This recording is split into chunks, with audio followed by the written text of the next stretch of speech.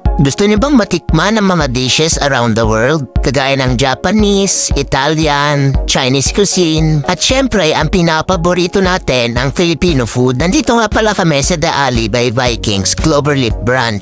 Yan nga pala yung mga rate nila, magkaiba yung price ng weekend at saka weekdays. Nagbibigay nga din para sila ng discount at saka pag birthday mo, libre ka basta meron kang kasama one paying adult. Maganda yung ambience ng lugar at sinamahan na nga kami ni Kuya sa aming table. Syempre hindi mawawala yung pasayaw nila. Ang una namin pinuntahan ay itong Ocean 11. Dito ang makikita ang iba't ibang klaseng seafood. May seafood paella, merong salmon, merong tahong, merong hipot at marami pang iba. Ang sunod naman namin pinuntahan ay itong Free Twin Bat Choy. Dito mo makikita lahat ng mga tabat choy, lapas bat choy, mami at maraming mga side dishes. Kagaya ng mga ensalada, atsara, pipino at meron din silang bagnet. Tapos kung gusto niyo naman na sauce, nandito na lahat ng sauce na gusto ninyo. Next station naman tayo, ito ang Hao Chi. Dito nyo matatagpuan na iba't ibang Chinese cuisine. Meron silang iba't ibang sauces dito. Tapos ayan, ang kanilang Peking duck. Tapos yan, iba't ibang klase nila mga noodles. Tapos ang pinakagusto ko sa kanila ay itong mga dumplings nila.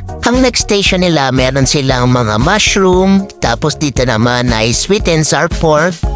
Tapos dito ay chicken. Tapos yan, pansit.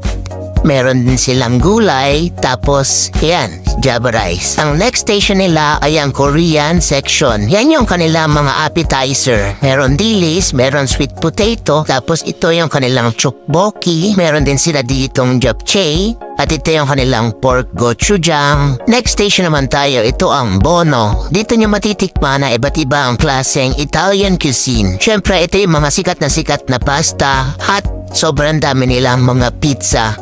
Oy, mili na kayo dyan. Sobrang sarap ng mga pizza pala nila. Next station sa mga meat lover, ito ang Steak a Minute. Meron sila ditong pork, merong roast beef, merong chicken, at saka merong lamb.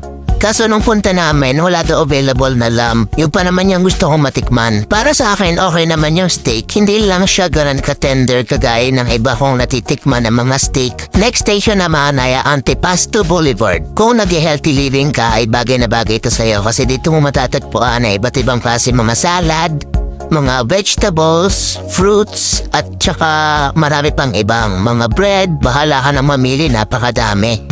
Tapos ang next naman ay itong mga juices nila. Siyempre hindi papahuli ang kanilang mga sushi. Sobrang dami nila mga sushi ang pagpipilian. Pero konti lang yung kinuha ko kasi hindi ako familiar dun sa iba.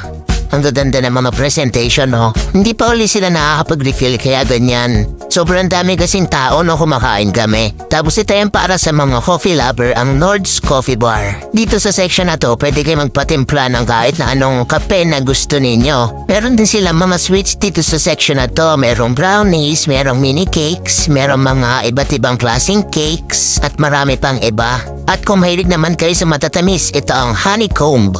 Dito nyo makikita lahat ng mga matatamis na gusto ninyo. Siyempre, ang pinaka-binabalik-balikan ko ang kanilang ice cream. Meron din sila dito mga cakes, mga cookies, iba't ibang klase mga cookies, donuts, at kung inuman ang usapan, eto na ang keg station. Dito sa section na to, meron sila mga cocktail, beer, wine, one to sawa yan, kaya kung gusto ninyo, magpakalasing na kayo. At syempre, last but not the least, ang kanilang mga street foods.